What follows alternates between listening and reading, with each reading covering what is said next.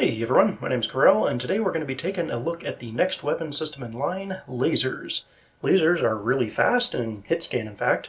They're low to moderate damage. They don't do a ton of damage, but they can pierce through armor and deal some good damage to internal components. They're useful for defense. They can shoot down APS shells. In fact, they're the only thing that can shoot down APS and cram shells. They can also shoot down missiles. And there are both short-range and melee options as well for people who want a more close-range option. You can use lasers at extreme ranges due to their hit-scan nature. They're also very good at taking down fast jets. Probably not your best option for shooting a slow, heavily armored tank. They're much better used against more lightly armored things, more mobile things. That's really their role in life. So before I start going over this component list here, I want to go over a few basic concepts first. First off, we have laser storage. This is how much energy is stockpiled for firing. This is calculated on a per cavity basis. We'll get into cavities in a moment. And it is essentially an aggregate of how much this particular laser has sucked out of your engine power. Lasers are powered with engine power, not battery power. Important difference there. We've got your charge rate. That's basically how quickly you're going to charge your storage. So how quickly we're draining energy from our engine power to add into the storage. And we've got our armor piercing. That's how much armor pierce we've got on a specific cavity. That's going to dictate how well that particular laser beam is going to punch through heavy armor. We've also got a laser network. Now, laser network's not really a well-defined term from the depths terms, but it is effectively everything connected to a single multi-purpose laser. Similar to how AI works, there is a transceiver, which will basically let us connect remote systems, very similar to how we have wireless AI connections. Everything connected via a transceiver is on what we call the same laser network. We also have pulse rate. Various different cavities can produce a laser beam at differing pulse rates. So you've got a continuous laser, which is technically still pulsed. It's just 40 times a second. You've got a 1x, a 2x, a 4x, and an 8x pulse per second. So you've got basically 1 through 40 pulses per second. Each of those pulses will deal damage to a targeted block or missile or what have you, whatever the laser is firing at. You also have cavities. These are straight line constructions. They cannot go around corners or anything. These generate a laser beam. So a cavity is going to effectively give you that charge and storage and armor piercing and everything else that defines a particular laser beam. A cavity can either generate a pulsed or continuous beam. It cannot do both. It also can only generate a beam at one specific pulse rate. So if you go for a 1x pulse per second, then you are only getting 1 pulse per second out of that entire cavity. Moving on, we've got our actual components. First up is the multi-purpose laser block itself. This defines your entire laser network, similar to our engines and our cannons and everything else having one core block. This defines the entire laser set itself.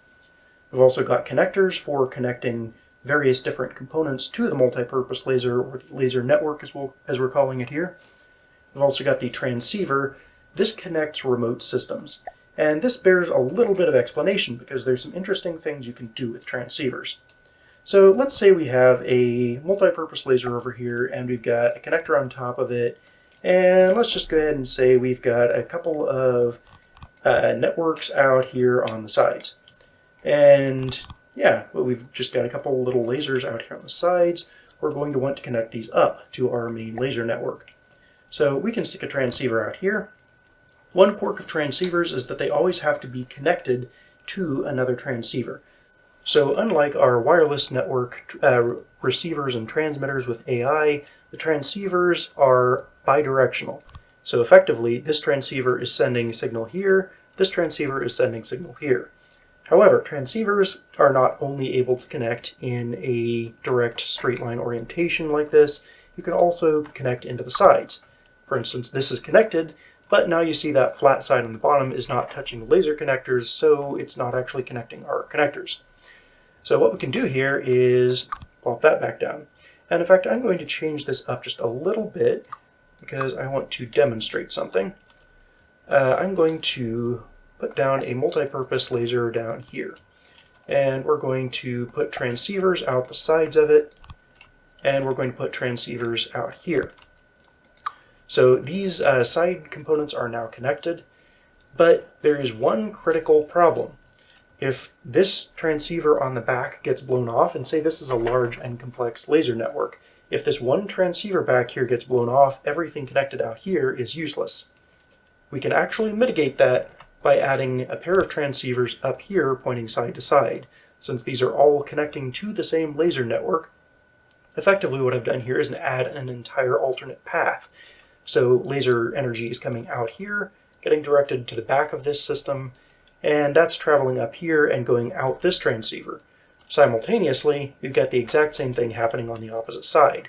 So if any one of these transceivers just happened to go away, I still have a functional laser network. Everything here is still connected.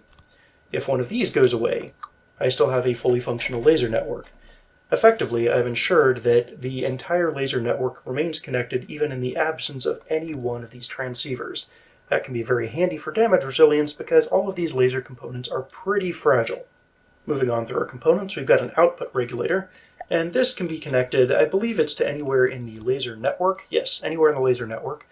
But only one of them is useful. If I add a second one here, it's not going to change anything about this. The laser regulator, or the output regulator, rather, is effectively a way of determining how fast a laser will discharge. And I can set up a minimum charge amount, I can set up a minimum charge amount of energy or percentage for each burst of laser to use out of this network.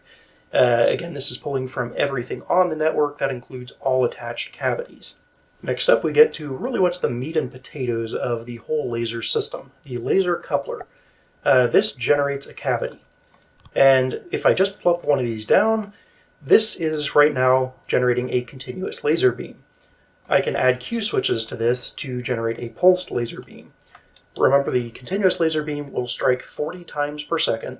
And you can see if I hover over this that the Q switches at 0, I'm getting 40 shots per second at 0.75 damage per energy.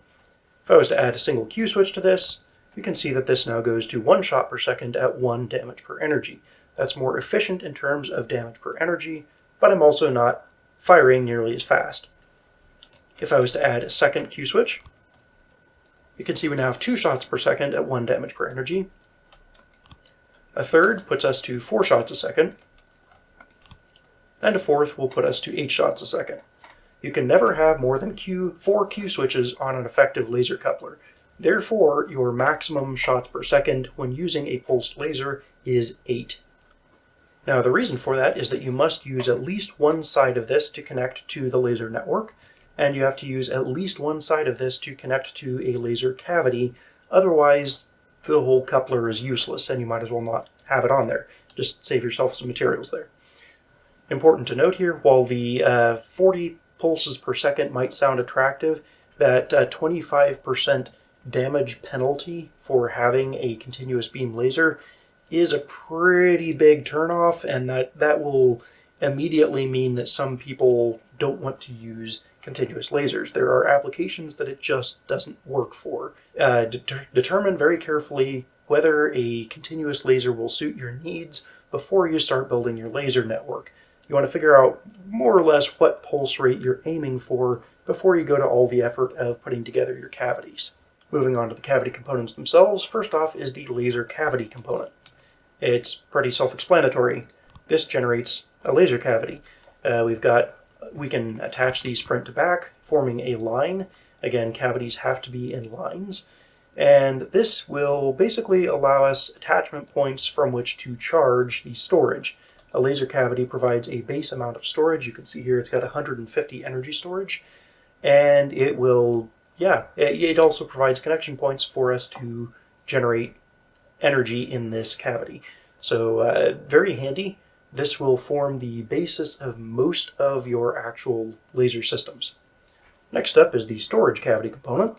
This is a 3x3x1 component that, as you might suspect, gives you a lot of energy storage. In fact, this gives you a ton of energy storage at 6,000. That is way more than a regular laser cavity. So this is excellent for giving you a huge amount of punch in a shot.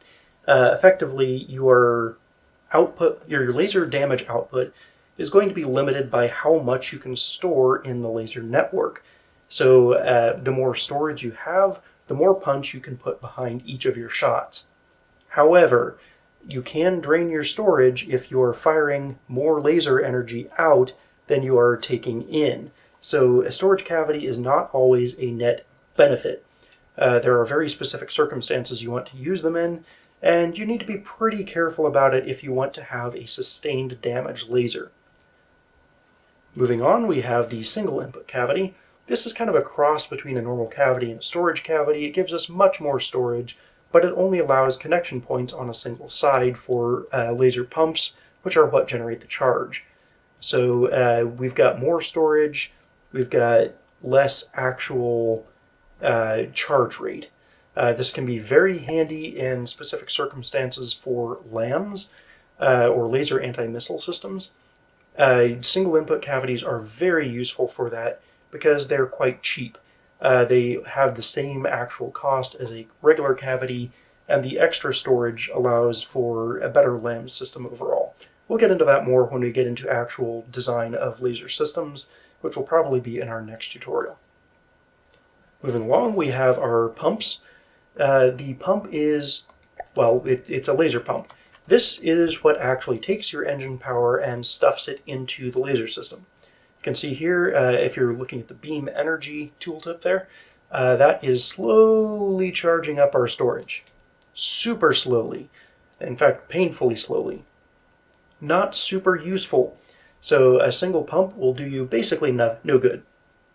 This will create 25 laser energy per second, and it requires 50 power.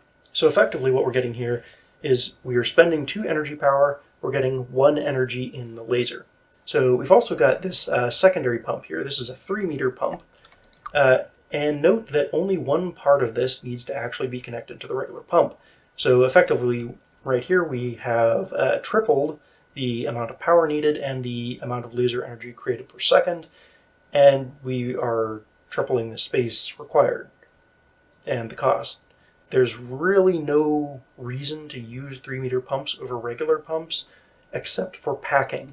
The tighter you can pack laser components, the better usually. So this lets us put, say, 3 pumps onto a single input laser cavity, and it allows us to create a very tightly packed 3x3 space with every single possible component area filled out. So I can do stuff like this here, and I can get very tightly packed into this area. Next component in the list is the frequency doubler. The frequency doubler has to be placed in line with the cavity itself, and these basically increase the amount of armor piercing that the beam has. So let's see if we've got this on the tooltip here. It does not look like we do. Effectively, if I check here, yes, you can see that I've got 76.2 AP. Note that this is in the entire laser system. This is not necessarily on this specific cavity.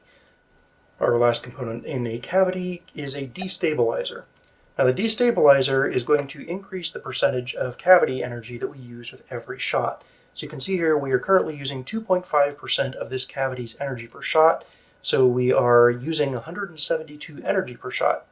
And we've got a recharge rate of 525 per second. So if we're firing 8 shots a second, I can do a little math here. And as it turns out, we will shoot about 1,376 laser energy per second, because we're firing 8 shots a second and we're using 172 cavity energy per shot. That's way more than we can sustain with 525 energy recharge per second. That's not practical. So if I go all the way down to 1 Q switch here, you can see now we are using 1,380 energy per shot. So really, we are not saving energy per shot. You can see the cavity energy percentage used per shot goes up with each Q switch we remove. Effectively, this cavity is going to use 20% of its energy per second, regardless of how many Q switches we add. So what you're doing with more Q switches is increasing the fire rate, not increasing the damage, not increasing the sustained damage. So really the only reason to use more Q switches is for greater volume of fire. And there are very specific circumstances that I will get into later in which that is useful, but really for the most part, there's not a whole lot of reason to go beyond a 1Q laser. You'll either have Q switches and use 1Q for a damage laser, or you don't. If you're talking about defensive lasers, there are other reasons to use a faster fire rate, but we'll get into that later. Alright, so that's the first set of components. Those are what I would call the internal components, that is, everything that can be packed into the inside of a vehicle without harm to functionality.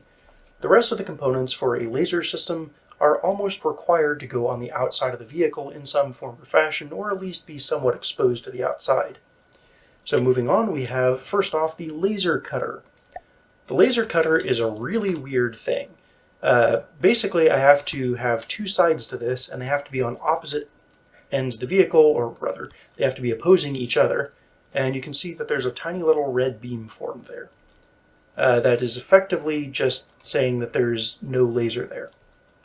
Now, laser cutters can only use continuous energy. So I have a pulsed laser here. That's not effective. I can't use that. So I need to remove that. And now you can see I've got a solid beam here that indicates that I have a valid laser. So laser cutters are a melee weapon, and they basically require that you surround your target, because you have to have a cutter projector on both ends of the enemy. These things are also fragile. They're fairly expensive, and you have to connect them to connectors or transceivers, so they're really pretty vulnerable. I have not yet found an excellent use case for these. I think in a lot of cases you are better served with other types of melee weapons, or with actually weaponizing your laser properly. I have not found a particularly good reason to use these in a combat scenario. Doesn't mean there isn't one, or that you can't use them just for fun, but I haven't found a good use for them yet. One thing that these do have going for them that is kind of unusual, if a missile touches this red beam here, it is instantly destroyed. It doesn't matter what the damage of the laser is, it just destroys the missile. It dies. So,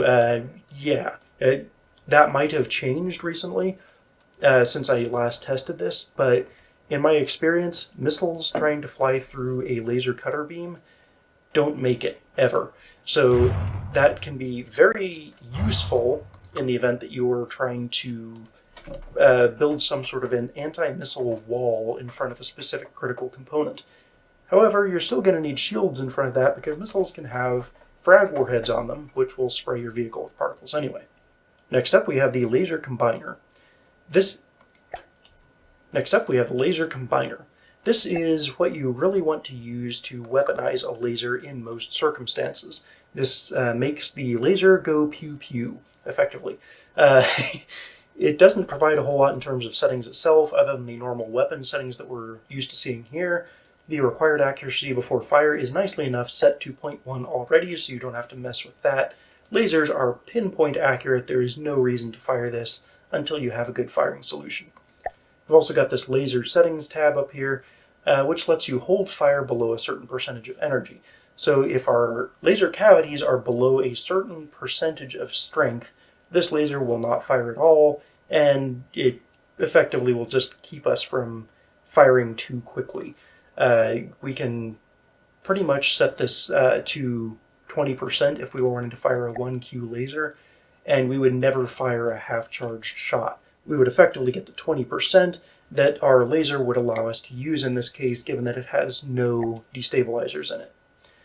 You also have a colorer block here. This will change the color of the laser beam on the attached combiner. So I can change up the colors here in RGB, and I can change the size of the laser. I can make it, a tiny little pencil, or a big fat I'm blowing your face in laser. This is entirely cosmetic. There is no reason to use this as far as functionality goes, but if you're wanting to make a disco light show out of your laser system, that's how you do it. Moving on, we've got the optics. Optics are, again, a straight line system that are placed in front of the laser combiner. If you think of this in APS terms, this is the barrel of the gun.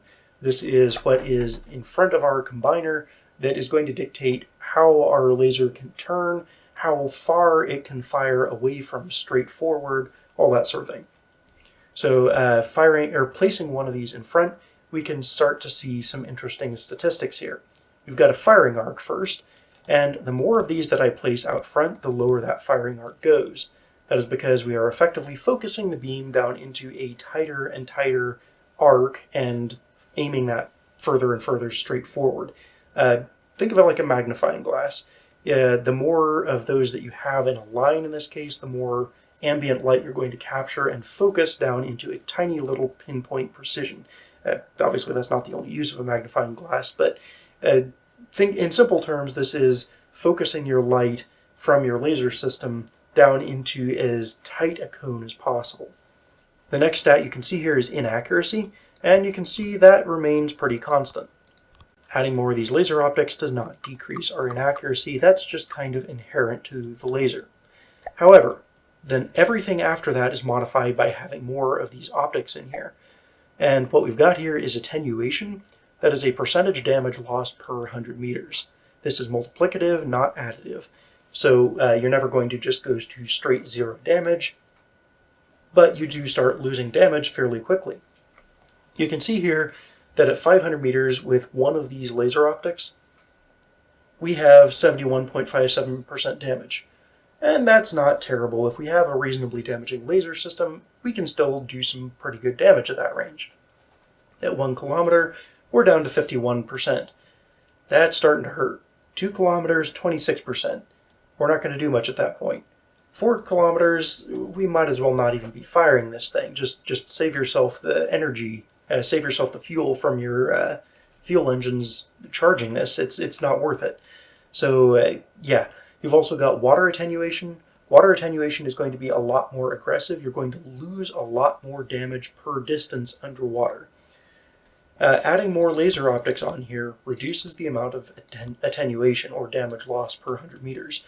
So if you think of this as effectively the longer I make this, the tighter I'm focusing that beam, the better it's going to punch through atmosphere or water. Now you can see here water damage, no matter how long we make this, we're always going to lose the vast majority of our damage. If you're firing this from like a ship, you almost always want to be firing it at air units, because if you try and fire it at a submarine, odds are you're not going to do much of anything. You are so shallow of an angle that your laser is going to pierce through water, a lot of water, in order to hit that submarine. It's just not going to do anything. Use torpedoes instead. This is not your weapon. However, if you are an aircraft and are firing straight down, a lot of subs tend to run fairly shallow. They're like 50 to 100 meters type shallow. And you can still get 71% damage at 100 meters with a fairly reasonably long laser optics. So at this point, you're still doing pretty good damage. If you fire straight down into the water, you can hit that sub and expect to break things. The next component up here is steering optics. These are very similar to optics, but they don't actually affect things in the same way. You can see here if I add more of these steering optics, I'm not increasing my damage. I'm not increasing or decreasing the attenuation at all. I'm not decreasing the inaccuracy. All this is doing is upping the firing arc. And you can see it only actually helped up to a point. Right here we have 16.67 degrees. If I remove one of those, it's 16.29 degrees. That's almost the same number. If I add another one of these, my firing arc starts to go back down. That's because no matter how much I try and steer a laser beam, I'm still generating it through the same straight line cavity, and, well, there's diminishing returns on these. Often what I find best to do with steering optics is to use about one of these per every 3 actual regular optics, and that keeps me at a fairly good firing arc. You'll also notice that as this optic cavity shortens, I get more and more firing arc. If I was to hull mount a bunch of these, I would generally want these laser optics to remain fairly short. That means I'm going to have a fairly short range laser because the attenuation is going to kill the damage output at longer range, but I can get a massive firing arc. If I was to just put one of these steering optics on here, I've got a 60-degree firing arc. That is enormous. I can aim almost anywhere. I'm just going to lose 10% of my damage every 100 meters. Ouch. About the best ratio I've found of these is about 2.5 to each steering optic, and I like to mix the steering optics throughout the laser cavity because of that. So if I was to do 3, then 2, you can see here I am losing actual firing arc as I go through this, but I'm keeping a relatively sane amount of firing arc. So I've got about 16.67% here at a pretty long laser cavity. The longer I keep extending this, it's just going to keep going down. But at this point, I've got a reasonable amount of steering capability in the laser itself. To demonstrate this and show you exactly what I'm talking about here, in case you haven't already figured it out, right here I can aim this laser down a little bit.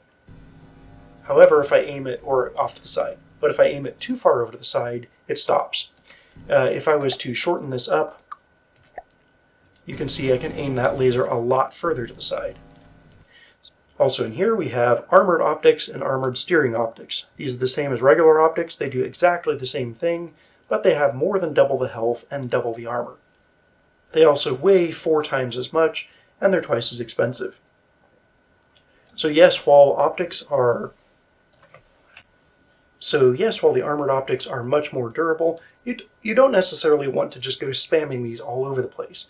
Rather, if you are building a hull-mounted laser, you might want to, and this is an extremely dumb example here, but you might want to, build up your hull armor and have some, let's just put this over here.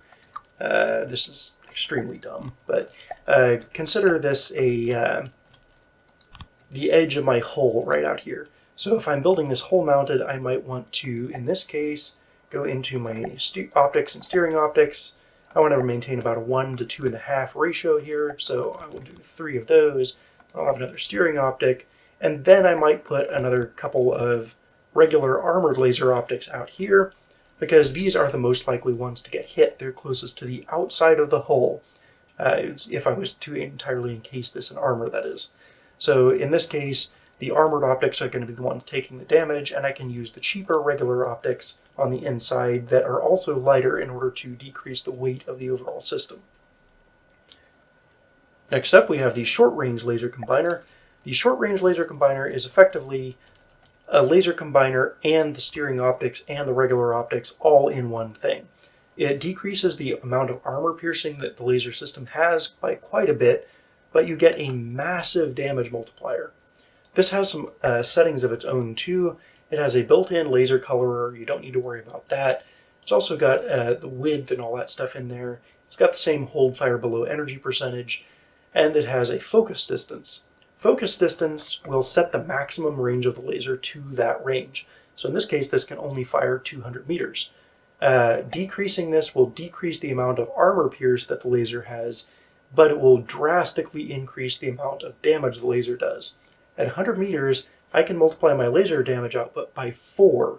That is huge. We have a lot more inaccuracy than a regular laser combiner because we have, 2 degrees here. But at 100 meters, 2 degrees of inaccuracy means nothing. That's like, it's an absolutely tiny amount of inaccuracy. It just doesn't matter. The short-range laser combiner can go all the way up to 300 meters, but you're never going to get more than 300 meters out of it. So it's up to you whether the damage multiplier is worth the very limited range that you can get out of this. If you're trying to use this as an anti-aircraft gun, you'd better hope that that aircraft is making bombing runs that get very close to you, and that they're not using like APN guided bombs or something along those lines, because those are going to hit you and the aircraft's going to turn away and not get within this distance. Be careful how you use these. That being said, for a short-range weapon system, these are excellent because of the increased damage. The last component to look at for lasers is the LAMS node.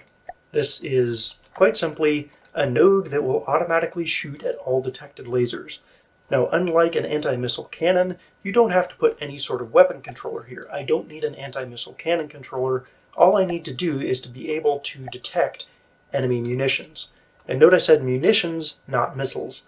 This will let me pick whether I engage projectiles at any altitude or just above water.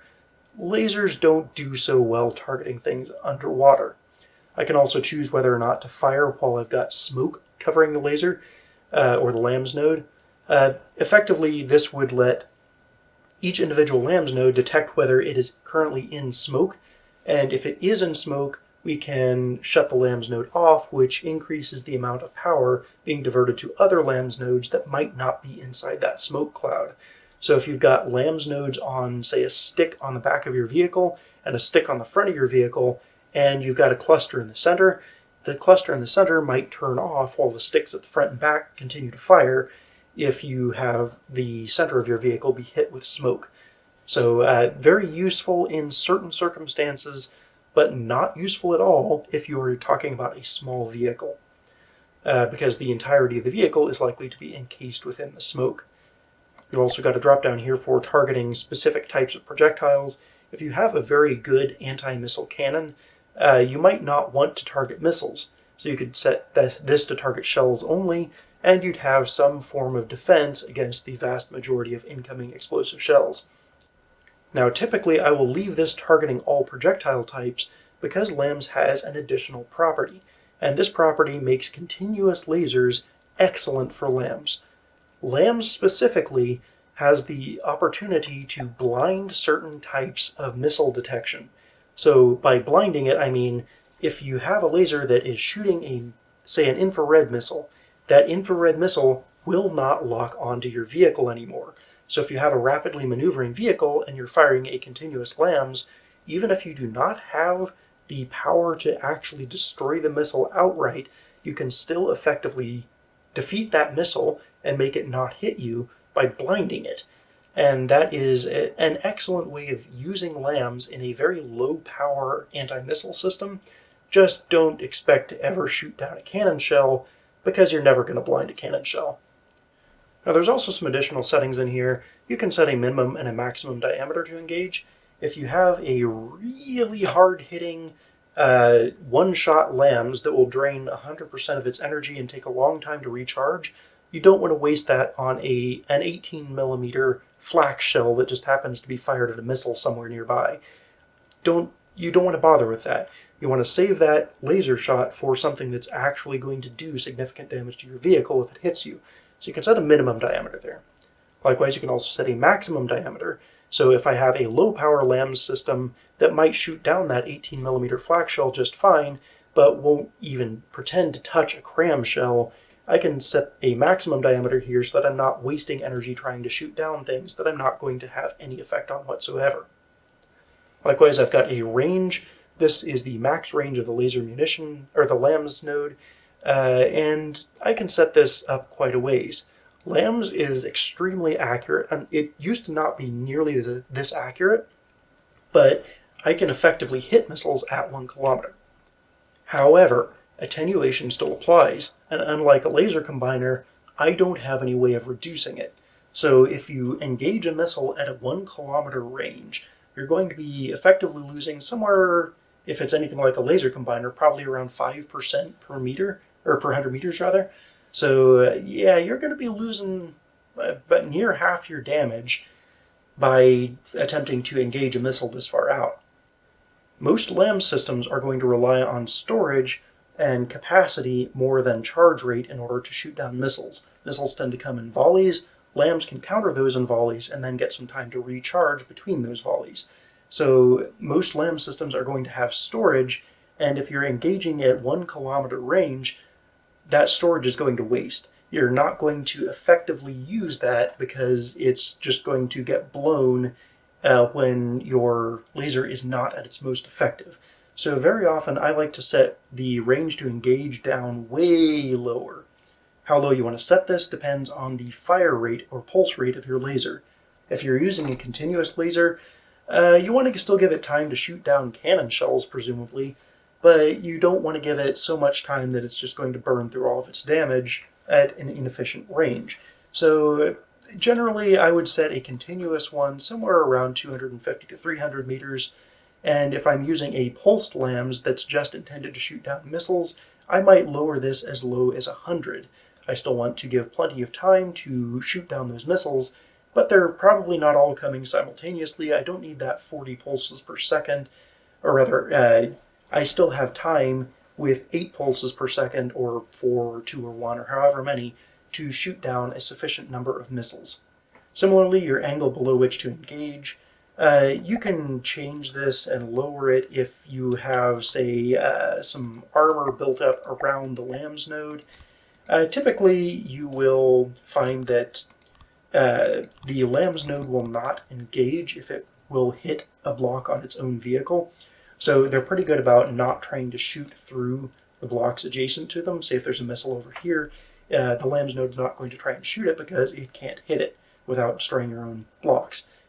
However, that setting is there if you need it, so you can change the angle to where this LAMS node will not cover everything in the up direction.